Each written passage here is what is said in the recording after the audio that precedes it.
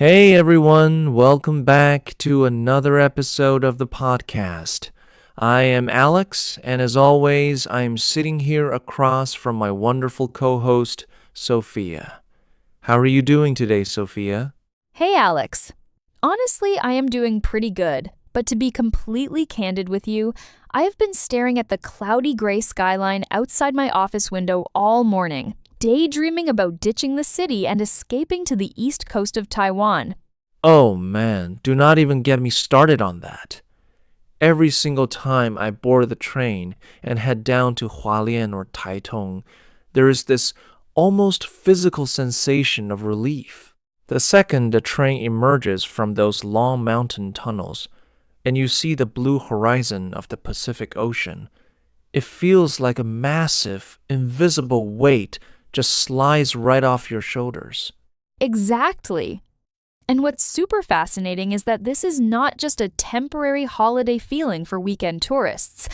Over the last decade or so, we have seen this phenomenon where foreigners from all over the globe, people from the United States, Europe, Australia, South America come to eastern Taiwan for a short surf trip or quick vacation.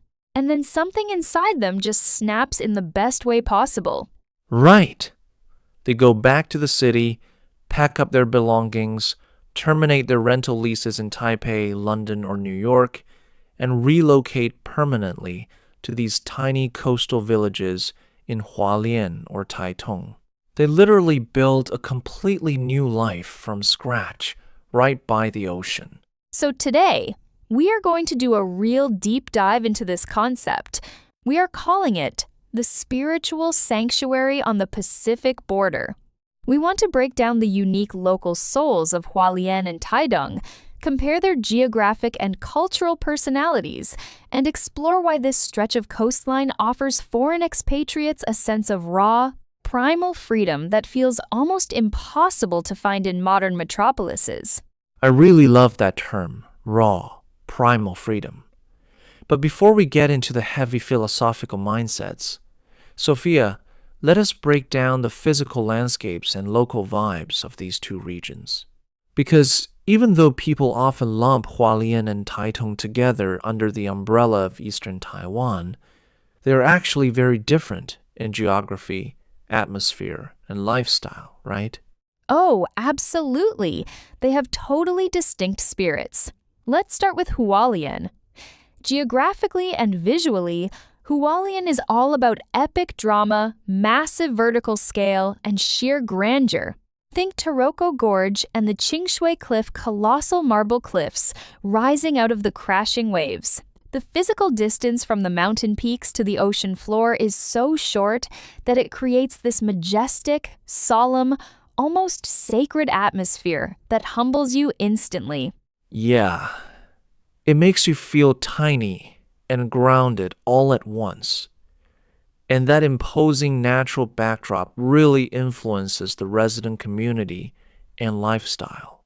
In Hualien, especially Hualien City and Jian Township, you see a vibrant, highly artistic, and multicultural community. Foreign residents run cozy craft workshops, fusion vegetarian cafes, and adventure guide companies specializing in rock climbing, river tracing, and backcountry mountain trekking. It's a sanctuary for creative minds seeking balance, inner peace, and artistic inspiration. Yes, well said. Now, if Hualien is a grand mountain sanctuary, Taitung is all about open space, endless waves, and total frontier freedom. Visually, Taitung feels expansive and open the East Rift Valley, and coastlines stretch out forever under sunny skies, and the Pacific Ocean water is a deep, vibrant blue with layered turquoise hues near the shore. And the social atmosphere in Taitung is ridiculously chill. Coastal hubs like Dulan, Chenggong, and Chengbin have transformed into world-famous surfer enclaves and bohemian nomad communities. The vibe is less about formal structures and more about living in harmony with indigenous tribes and oceanic rhythms.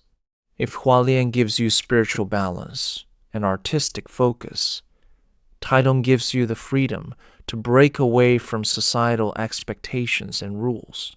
Man, just hearing you describe that makes me want to drop everything and move there right now. But let's ask the million-dollar question, Sophia.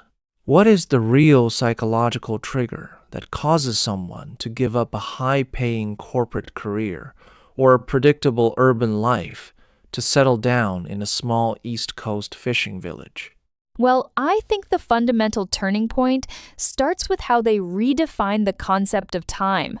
Modern urban life is strictly linear and rigid, governed by Google calendars, meeting schedules, quarterly metrics, constant deadlines. But on Taiwan's East Coast, time operates on a natural cycle, measured by tides, wind, sunrise, and moon phases. That's a total transformation. I interviewed a foreign surfer in Taitung who told me that back in his home city, if he sat on the beach staring at waves for 2 hours, he'd feel immense guilt, like he was wasting time. In Taitung, sitting on the sand and staring at the sea actually recharges your soul. Nature fills up that emptiness created by urban burnout. Exactly. It's a practical exercise in minimalist living.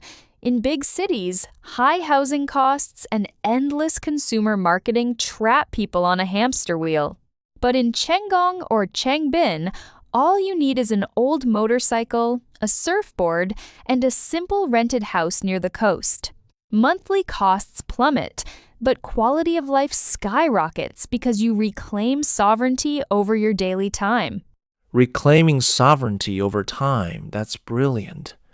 And it ties directly into the deconstruction of personal identity. In Western culture or any modern city, the first thing people ask at a networking event is, what do you do for a living? Job, title, salary, company, they define your entire social value. Oh, absolutely.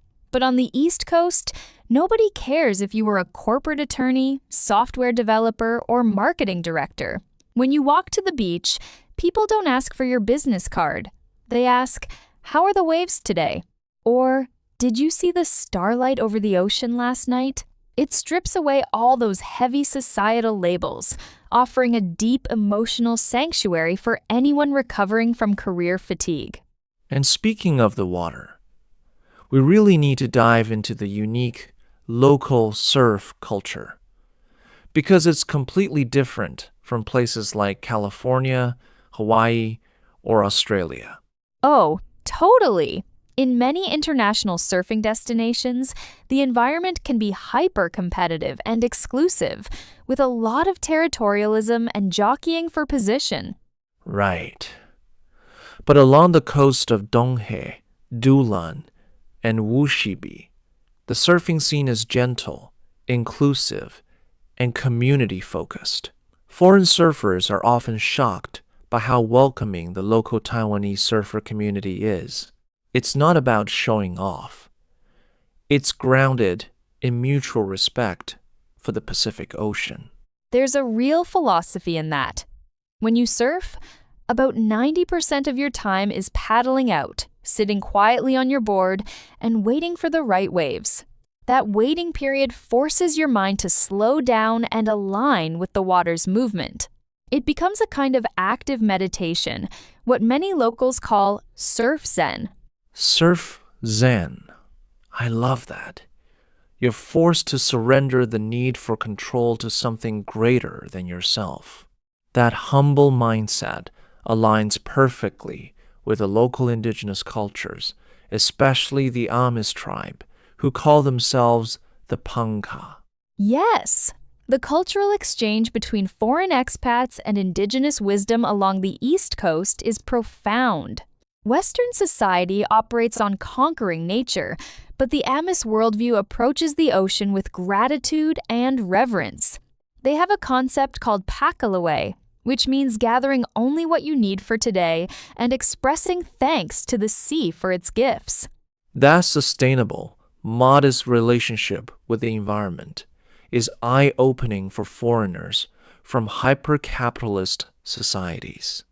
It teaches them that humans are not masters or owners of the earth, but guests who need to walk lightly on the land. And let's not forget the incredible warmth of the tribal community, especially the deep reverence for the Ina culture. For listeners unfamiliar with the term, Ina is a respectful Amos word for mothers, maternal figures, and female elders. The open-door hospitality in these villages dissolves the rigid personal boundaries many Westerners grow up with. Oh, 100%. In cities, you can live next to someone for 5 years and never learn their name. In an East Coast village, within weeks, the local Inas will wave you over, share home-cooked meals, give you wild vegetables, and check to make sure you're well-fed. That feeling of unconditional community belonging is something money cannot buy in a big city. And then, of course, there is that infectious indigenous humor. Their lighthearted, resilient attitude toward life's challenges is remarkable. Many foreign expats who arrive with heavy baggage from perfectionism or chronic stress eventually learn how to let go.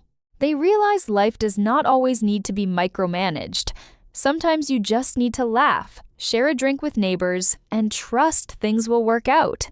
That lighthearted humor is genuinely the ultimate remedy for modern existential anxiety. So, Sophia, if our listeners are thinking about taking a trip or spending a few months remote working on the East Coast, what specific locations and cultural spots should they check out?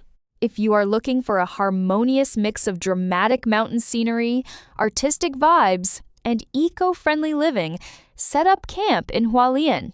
Explore Taroko Gorge and Qingshui Cliff for outdoor adventures, and spend time in Hualien City and Jian, where foreign artists, musicians, and bakeries seamlessly blend international recipes with local produce.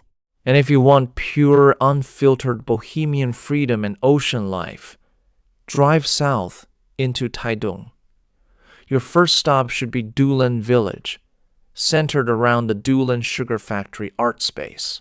On any night, you'll find indigenous sculptors, foreign reggae musicians, digital nomads, and craft beer brewers. They even created the Republic of Dulan with their own souvenir passports, capturing their quirky, independent spirit. I adore Dulan. Drive further north toward Chenggong and Changbin for a quieter, raw atmosphere. This region attracts international chefs, permaculture farmers, and writers seeking peace. Changbin is famous for slow food, farm-to-table dining, where foreign and local chefs create unforgettable meals with hyper-local seafood and wild foraged ingredients. Wow, it sounds like an absolute slice of paradise. You have giant mountains in Hualien, infinite ocean horizons in Taitung, deep indigenous wisdom, and a warm, open community that lets you reinvent yourself on your own terms. Exactly. Whether you visit for a weekend or relocate for 30 years, the east coast of Taiwan gently reminds us there's another, healthier way to exist. You don't have to stay trapped on the corporate treadmill if it's burning out your spirit. That is such a grounded, beautiful thought to end on. Thank you so much for breaking all this down with me today, Sophia.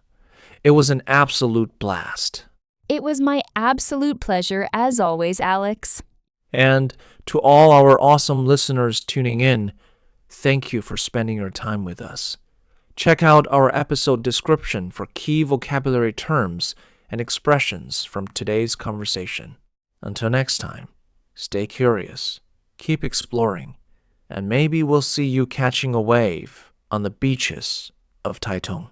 Bye, everyone. Take care and see you next time.